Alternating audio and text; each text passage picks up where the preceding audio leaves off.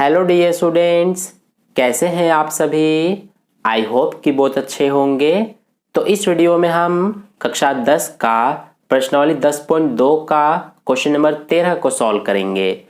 तो देखिए question number 13 में हमसे क्या कहा गया है, सिद्ध कीजिए कि वृत्त के परिगत बनी चतुर्भुज की आमने सामने की भुजाएं केंद्र पर संपूरक कोण अंतरित करती है। तो देखिए इस क्वेश्चन के अकॉर्डिंग हमारी कुछ इस तरह की आकृति बनेगी। तो इसमें हमें यह सिद्ध करना है कि जो ये चतुर्भुज है इसके आमने सामने की भुजाएं केंद्र पर संपूरक कोण अंतरित करती है, यानी कि केंद्र पर संपूरक कोण बनाती है। तो देखिए ये हम कैसे सिद्ध करेंगे। इसके लिए सबसे पहले हमें जो ये B और D बिंदु है इसको सबसे पहले मिलाना पड़ेगा। तो इस तरह से हम B और D को मिलाएंगे, ऐसे ही A और C को भी हम मिला देंगे। तो ये हमने इस तरह से मिला दिया। और इसके अलावा ये देखिए यहाँ पर ये जो है AB इस वृत्त को इस बिंदु पर टच कर रही है, यानी कि स्पर्श कर रही है। तो ये हमारा स्पर्श बिंदु हो गया। ऐसे ही ये भी स्पर्श बिंदु है, ये भी और ये भी। तो इस जो स्पर्श बिंदु है इसका नाम रख देते हैं P, ये वाले स्पर्श बिंदु का Q, ये वाला स्पर्श बिंदु हो जाएगा R और ये वाला स्पर्श बिंदु S। तो देखिए अभी हमने इसमें क्या रचना किया कि A और C को मिलाया, ऐसे ही B और D को मिलाया। तो यहां से देखिए कि जो हमारा ये चतुर्भुज है इसके आमने सामने ये दोनों भुजाएं हैं। तो इन दोनों भुजाओं से केंद्र पर एक यहाँ पर कोण बन रहा है और एक यहाँ पर कोण बन रहा है। तो इन दोनों कोणों को हमें संपूरक सिद्ध करना है। संपूरक कोण कौन से होते हैं? जिन दो कोणों का योग 180 डिग्री होता है, यानी कि इन दोनों कोणों को हमें 180 डिग्री सिद्ध करना है। इसी तरह से ये दोनों जो आमने सामने की भुजाएं हैं ये दोनों भी यहाँ पर और यहाँ पर ये दो केंद्र पर कोण अंतरित कर रही हैं, यानी कि केंद्र पर कोण बना रही हैं। तो इन दोनों कोणों को भी हमें संपूरक सिद्ध करना है, यानी कि इन दोनों का योग भी 180 डिग्री सिद्ध करना है। ठीक है, तो देखिए कैसे करेंगे हम। इसके लिए हम एक और रचना करेंगे कि जो हमारा ये S है इसको केंद्र से मिलाएंगे। सबसे पहले ये जो केंद्र है इसका नाम हम O रख देते हैं। तो S और O को मिला देंगे। तो इसको हम डॉटेड लाइन से मिला देते हैं। ऐसे ही P और O को मिलाएंगे, तो इसको भी हम इस तरह से मिला देंगे। ऐसे ही Q और O को मिलाएंगे और इसी तरह से O और R को मिला देंगे। तो ये हमने इस तरह से मिला दिया। तो अब हम सबसे पहले अपने सॉल्यूशन में लिखेंगे जो हमें दिया गया है। तो यहाँ पर लिखेंगे हम कि दिया है। तो हमें क्या दिया हुआ है, देखिए कि जो हमारा ये वृत्त है इसके परिगत ये हमारा ABCD एक चतुर्भुज है और ये PQRS क्या है, स्पर्श बिंदु है। तो इसको यहाँ पर हम लिखेंगे।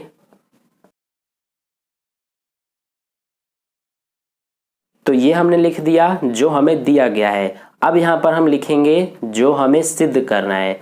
तो यहाँ पर सबसे पहले हम लिख देंगे सिद्ध करना है।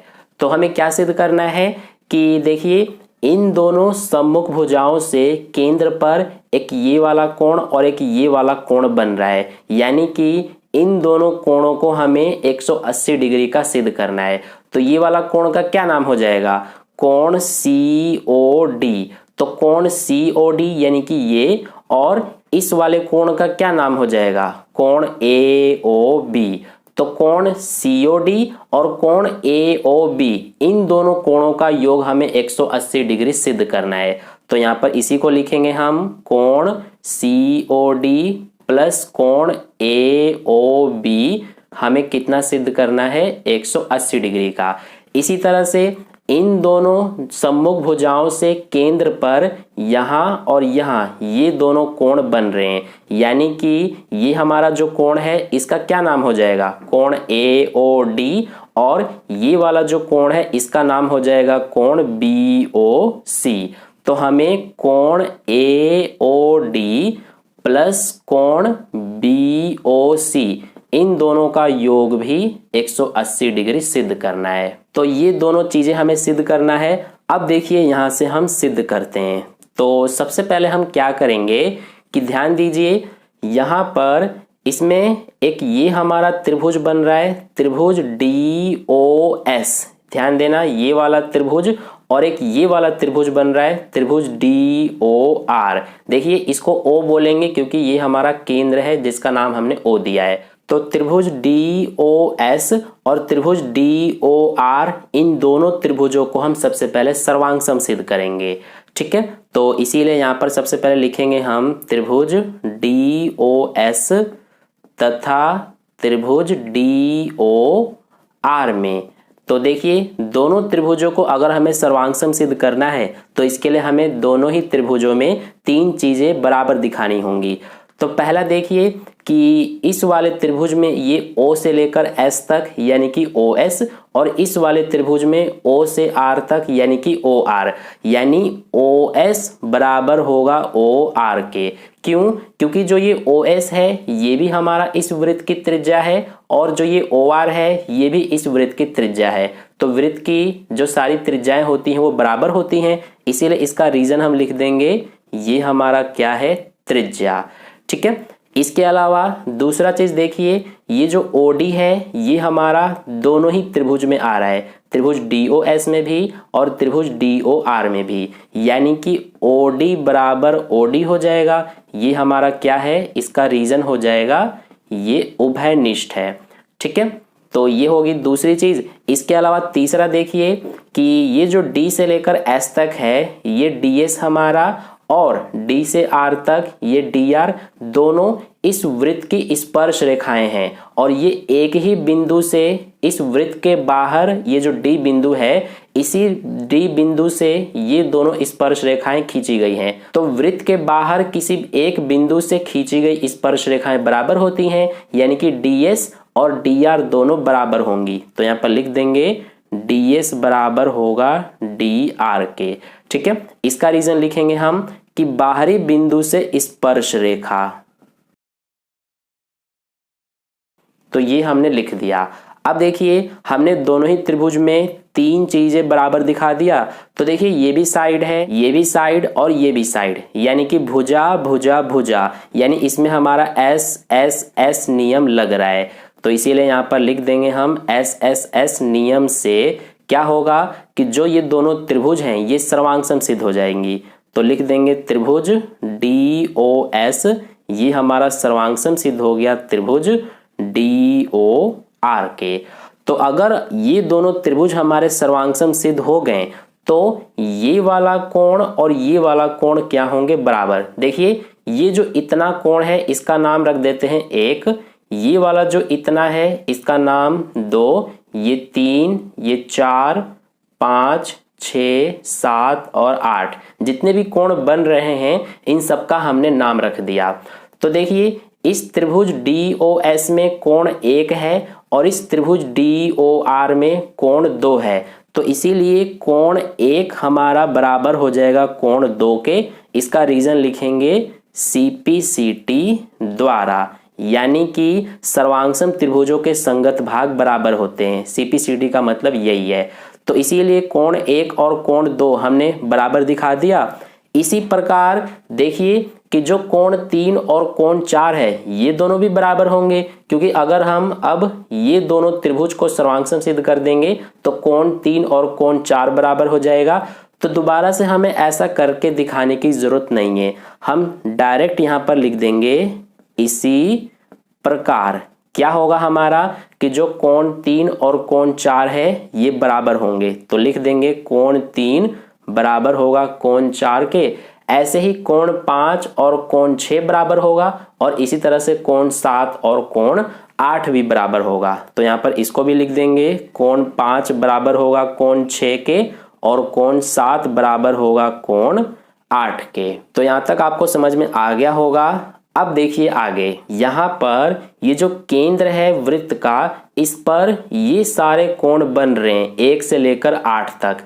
तो केंद्र पर यानी कि किसी पॉइंट पर जितने भी कोण बनते हैं तो इन सभी कोणों का योग हमारा 360 डिग्री होता है। यानी कि पूरा जो हमारा ये एंगल बनता है ये कितने का होता है, 360 डिग्री का। तो ये जो हमारा कोण 1 2 3 4 ये पूरा 8 तक बन रहा है, ये हमारा पूरा गोल है, यानी कि पूरा इस तरह से बन रहा है। तो इन सब का योग 360 डिग्री होता है। तो इसीलिए यहाँ पर सबसे पहले हम इसको लिखेंगे कि केंद्र पर बनने वाले कोणों का योग 360 डिग्री होता है। तो ये हमने लिख दिया। इसीलिए हमारा अब ये जो कोण 1 प्लस कोण 2 प्लस कोण 3 प्लस कोण 4 प्लस कोण 5 प्लस कोण 6 प्लस कोण 7 प्लस कोण 8 है, इन सबको जोड़ने पे हमारा 360 डिग्री आएगा। ठीक है, तो इस तरह से हम लिख सकते हैं। अब हम क्या करेंगे कि जो ये कोण 1 है इसकी जगह पर हम कोण 2 लिख सकते हैं, क्योंकि देखिए कोण 1 और कोण 2 हमने बराबर दिखाया है, इसीलिए कोण 1 को हम कोण 2 लिख सकते हैं। और ये जो कोण 2 है इसको एज इट इज उतार देंगे। ऐसा हम क्यों कर रहे हैं ये मैं आपको आगे समझाऊंगा। फिर इसके बाद प्लस में क्या है, कोण 3, तो इसको भी हम उतार देंगे। प्लस ये जो कोण 4 है इसको हम कोण 3 लिख सकते हैं, क्योंकि कोण 4 और कोण 3 दोनों बराबर हैं। इसी तरह से प्लस में क्या है, कोण 5, तो कोण 5 जो है देखिए कोण 5 और कोण 6 बराबर है, तो कोण 5 की जगह पे कोण 6 लिख सकते हैं। प्लस ये जो कोण 6 है इसको उतार देंगे। प्लस ये जो कोण 7 है इसको उतार देते हैं। प्लस कोण 8 को हम कोण 7 लिख सकते हैं, क्योंकि कोण 8 और 7 जो हैं ये दोनों बराबर हैं, इसीलिए हम इसकी जगह पे कोण 7 लिख सकते हैं, बराबर में 360 डिग्री। अब कोण 2 प्लस कोण 2 ये हमारा 2 कोण 2 हो जाएगा। प्लस में कोण 3 प्लस कोण 3 ये हो जाएगा 2 कोण 3, प्लस कोण 6 प्लस कोण 6 2 कोण 6 हो जाएगा, और कोण 7 प्लस कोण 7 2 कोण 7 हो जाएगा, बराबर में 360 डिग्री। तो देखिए इसमें भी 2 है, इसमें भी और इसमें भी, तो चारों में से 2 कॉमन लेंगे, तो इसमें बचेगा कोण 2 प्लस इसमें बचेगा कोण 3। देखिए ये 2 कॉमन आ गया, इसके में से ये 2 कॉमन आ गया तो कोण 3 बचा, इसमें से ये 2 कॉमन आ गया तो कोण 6 बचेगा, और इसमें कोण 7 बचेगा, बराबर में 360 डिग्री है। ये 2 देखिए गुणा में है, इधर जाके भाग में हो जाएगा, तो हमारा इधर बचेगा कोण 2 प्लस कोण 3 प्लस कोण 6 प्लस कोण 7, और 2 जब इधर भाग में जाएगा तो 2 से 360 को भाग करेंगे तो 180 डिग्री आएगा। तो यहां से देखिए कोण 2 प्लस कोण 3, कोण 2 प्लस कोण 3, इन दोनों कोणों को जोड़ने पे हमारा ये पूरा कोण बन रहा है, यानी कि कोण COD। तो इन दोनों की जगह पे हम कोण COD लिख सकते हैं। प्लस कोण 6 प्लस कोण 7 है, तो देखिए कोण 6 प्लस कोण 7 इन दोनों को जोड़ के हमारा ये पूरा कोण AOB बन रहा है, तो इन दोनों की जगह पे हम कोण AOB लिख सकते हैं, बराबर में क्या है 180 डिग्री। तो देखिए यही चीज हमें सिद्ध करना था, तो ये हमने यहाँ पर कर दिया। ठीक है, इसके अलावा दूसरा हमें ये भी सिद्ध करना था। तो अब देखिए सबसे पहले मैं आपको समझाता हूं कि हमने कोण 1 को कोण 2 में क्यों चेंज किया, क्योंकि हमें जो है ये लेकर आना है। तो सबसे पहले यहाँ पर कोण COD है, तो कोण COD हमारा कैसे बनेगा, अगर हम कोण 2 और कोण 3 लेके आएंगे तभी हमारा कोण COD बनेगा। तो इसीलिए हमने ये कोण 1 को कोण 2 में चेंज किया, और ये कोण 4 को हमने कोण 3 में चेंज कर दिया, ताकि ये हमारा पूरा कोण COD बन जाए, क्योंकि कोण COD में कोण 2 और कोण 3 है। इसी तरह से जो ये कोण 5 है इसको हमने कोण 6 में चेंज किया, और कोण 8 को कोण 7 में, क्योंकि कोण 6 और कोण 7 मिलकर के कोण AOB बना रहे हैं, तो हमें कोण AOB भी लेकर आना था। तो इसीलिए हमने कोण 1 और इसके अलावा कोण 4, कोण 5 और कोण 8 को चेंज किया। ठीक है, तो हमारा ये आ गया।